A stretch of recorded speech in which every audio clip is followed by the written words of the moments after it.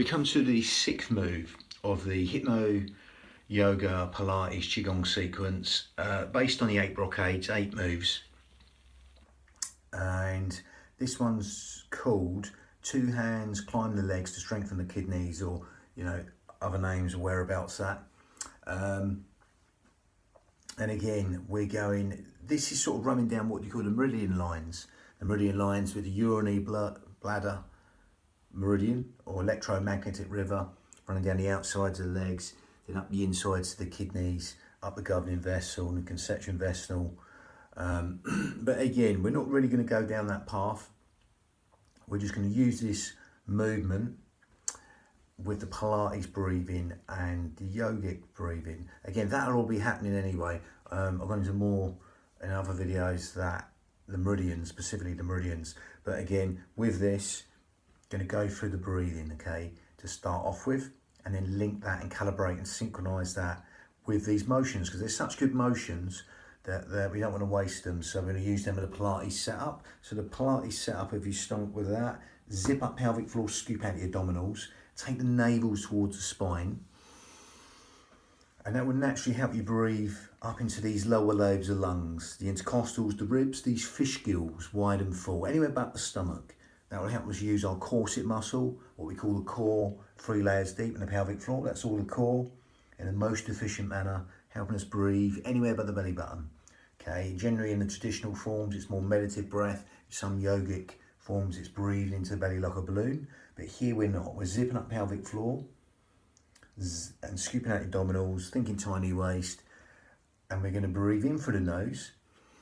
And unlike Pilates, we're going to exhale out through the nose, okay, rather than through pursed lips. That's going to become yogic breath, where we elongate the out breath, okay, because it's a smaller filter through the nose, and that's more cleansing breath, but elongated breath, which helps us get into these postures even easier. This is like Uttanasana, really, this motion, flexion of the spine, and that'll help us melt us in to that flexion of the spine and help us release the body in a more relaxed manner with that elongated breath, but especially the out breath. Okay, so as you do this now, we zip up pelvic floor, scoop out the abdominals. We're going to breathe in through the nose and exhale out for as long as you like. The gentle rise and fall will naturally fall on the out breath. The elongated out breath will want to lengthen longer than the in breath, okay? And that will bring in the hypnotic responses in the body.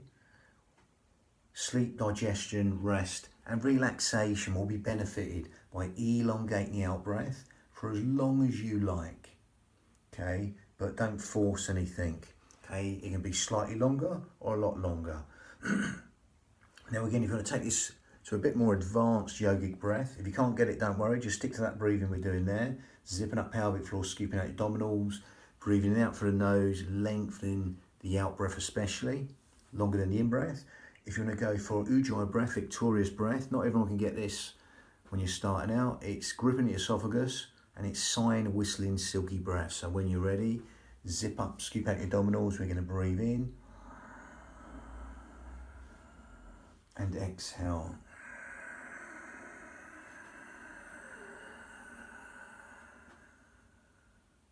And you'll hear that raspy, silky breath from the back of the throat. That's victorious breath, Ujjayi breath in Sanskrit. And that'll help us lengthen the breath even longer, especially that lovely elongated out breath, which is longer than the in breath. Help stimulate the thyroid gland, which helps with weight control, etc. Help us build the heat in the body. As you do this now, zip up pelvic floor, scoop out the abdominals, breathing in through the nose and out through the nose as we grip at that esophagus, okay, that lovely silky whistling Ujjayi breath. That gives the mind something to focus on as you do this now. Lovely. So we're going to link that to motion. So there's a bit of motion going on, flexion of the spine. If you want to bend the knees a little bit, and again, if you've got any problems with the back, you can bend the knees, support yourself on the thighs with your hands, you can do that, you can modify it. Or you can straighten the legs but don't lock. Okay, feet can be slightly parted to make it easier on the lumbar region of the spine, or together to make it harder. Okay, see what suits you. Okay, gonna just calibrate and synchronize that breath with the motion. I'm gonna go back and then come back closer to demonstrate. So from there, zip up, scoop out your abdominals, breathe in and out through the nose. If you can get that Ujjayi breath, great. If not, don't worry. Feet together or slightly parted to make it easier. Okay, I'm going to start easier, slightly parted. If you want the knees more bent, then straight, they're fine, but don't let the knees go past the toes. Okay, again from here, this is the motion. Get the hands and we breathe in. Okay, again, if you want to do a bit of extension of the spine, you can do, or you can just leave it out. You're going to breathe in and exhale down the outsides of the legs, okay? Then we're going to breathe in up the insides of the legs to above the head. As you exhale, you're bringing that essence down in towards the body. As you relax, then you breathe in, go back to here, and you're going to elongate the exhale on the way down. Descending down. And you're going to breathe in, come up. A little bit sharper with the in-breath. And you're going to exhale down. Again, really elongate the exhale. Glide the hands down. Lovely. You relax the hands. Space at the end of the breath maybe. Place the hands back on the kidneys. Breathe in. As you gather in, zip up and hollow, and exhale down. I'll do that so you can hear the Ujjayi breath. It's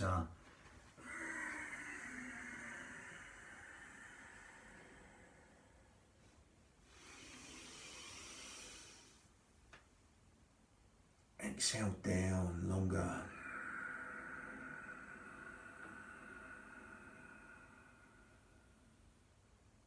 If you come up on the toes, as you come up, you can do to add a little bit more instability to the pelvic floor of the corset. You can do that. Otherwise, keep the feet flat on the floor. So you're going to exhale down. If you're going to bend the knees, you can do, or keep them straight but not locked. Down the outside of the thighs. If you're going to stay there for a while, elongate the out breath. It can be here, or it can be here, chest on the thighs. See what suits you. Exhaling down. Again, stay there for a while until you got rid of that exhale. Then breathing, come up. Exhaling down.